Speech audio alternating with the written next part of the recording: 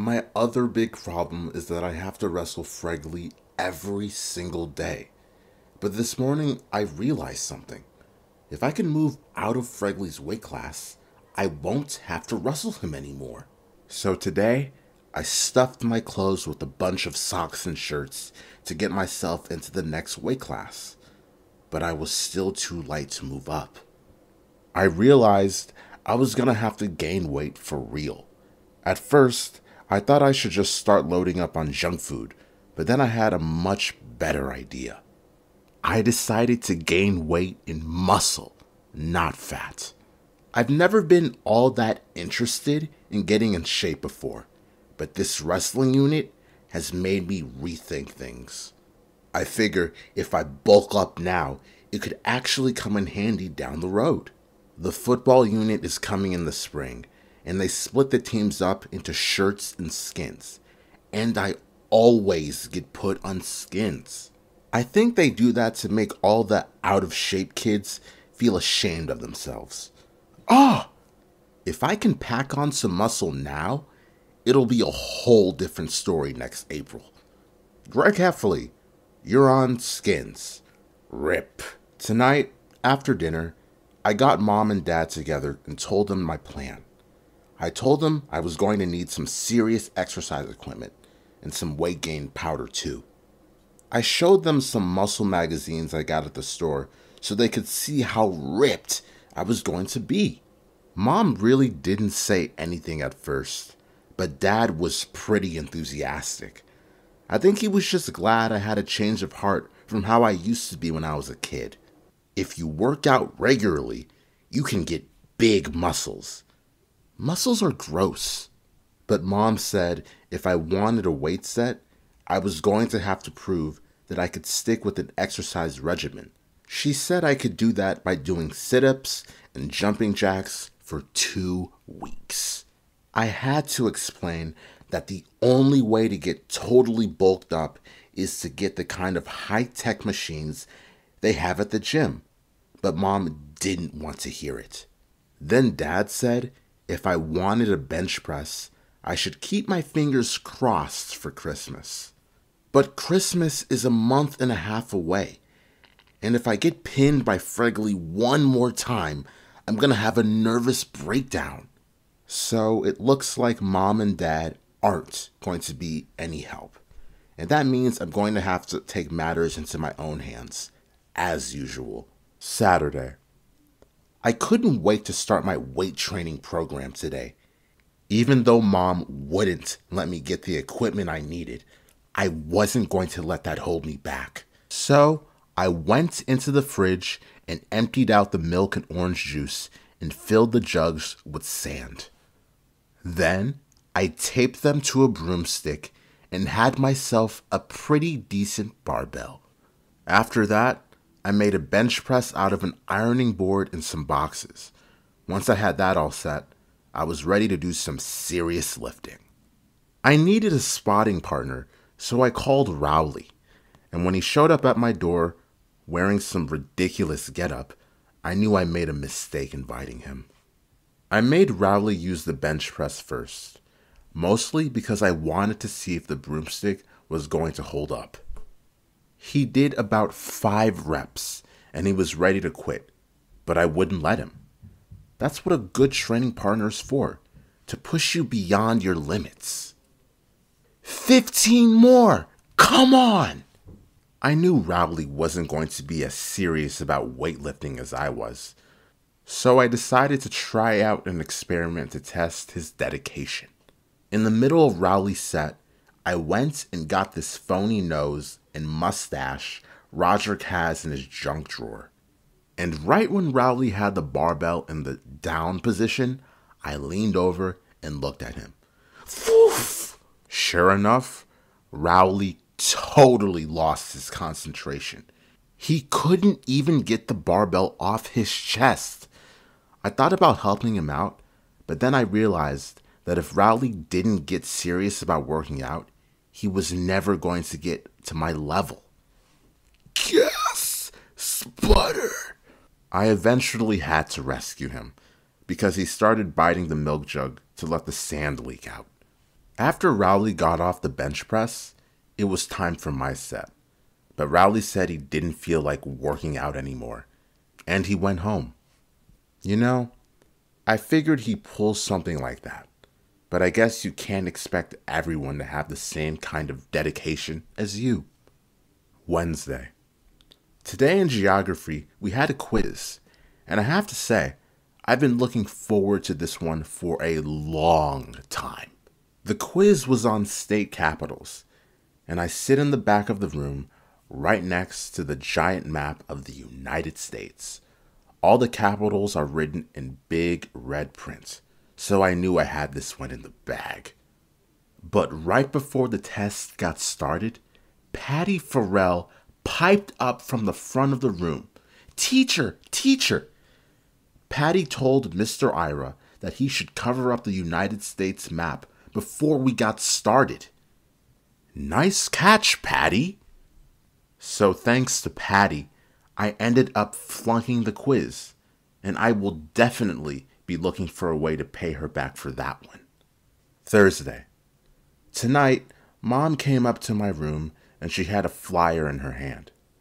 As soon as I saw it, I knew exactly what it was.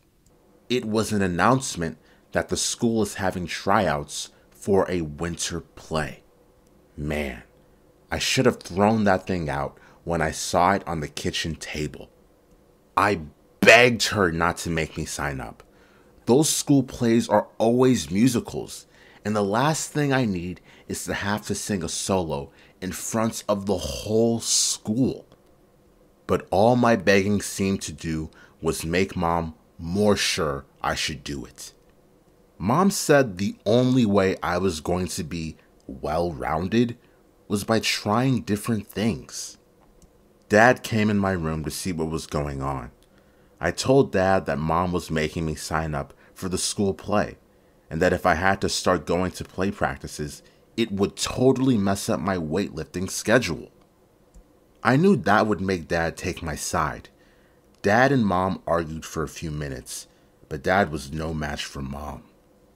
So that means tomorrow, I've got to audition for the school play. The play they're doing this year is The Wizard of Oz. A lot of kids came wearing costumes for the parts they were trying out for. I've never seen the movie, so for me, it was like walking into a freak show. Mrs. Norton, the music director, made everyone sing "My Country 'Tis of Thee," so she could hear our singing voices. I did my singing tryouts with a bunch of other boys whose moms made them come too. I tried to sing as quietly as possible, but of course, I got singled out anyway. What a lovely soprano! I have no idea what a soprano is, but from the way some of the girls were giggling, I knew it wasn't a good thing. Tryouts went on forever. The grand finale came with auditions for Dorothy, who I guess is the lead character in the play. And who should try out first but Patty Farrell. I thought about trying out for the part of witch because I heard that in the play, the witch does all sorts of mean things to Dorothy. But then somebody told me there's a good witch and a bad witch, and with my luck, I'd end up getting picked to be the good one. I was hoping Mrs. Norton would just cut me from the play, but today she said that everyone who tried out is going to get a part, so lucky me. Mrs. Norton showed the Wizard of Oz movie so everyone would know the story. I was trying to figure out what part I should play, but pretty much every character has to sing or dance at one point or another. But about halfway through the movie, I figured out what part I wanted to sign up for. I'm going to sign up to be a tree because 1, they don't have to sing, and 2, they get to bean Dorothy with apples. Getting to peg Patty Farrell with apples in front of a live audience would be a dream come true. I may actually have to thank Mom for making me do this play once it's all over. After the movie ended, I signed up to be a tree. Unfortunately, a bunch of other guys had the same idea as me. So, I guess there are a lot of guys who have a bone to pick with Patty Farrell. Wednesday. Well, like Mom always says, be careful what you wish for. I got picked to be a tree, but I don't know if that's such a good thing. The tree costumes don't actually have armholes, so I guess that rules out any apple throwing. I should probably feel lucky that I got a speaking part at all. They had too many kids trying out and not enough roles, so they had to start making up characters. Rodney James tried out to be the Tin Man, but he got stuck with being the Shrub. Friday. Remember how I said I was lucky to get a speaking part? Well, today I found out I only have one line in the whole play. To say it when Dorothy picks an apple off my branch. Pluck. Ouch! That means I have to go to a 2-hour practice every day just so I can say one stupid word. I'm starting to think Rodney James got a better deal as the Shrub. He found a way to sneak a video game into his costume, and I'll bet that he really makes the time go by. Beep, boop, beep, boop. So now I'm trying to think of ways to get Mrs. Norton to kick me out of the play.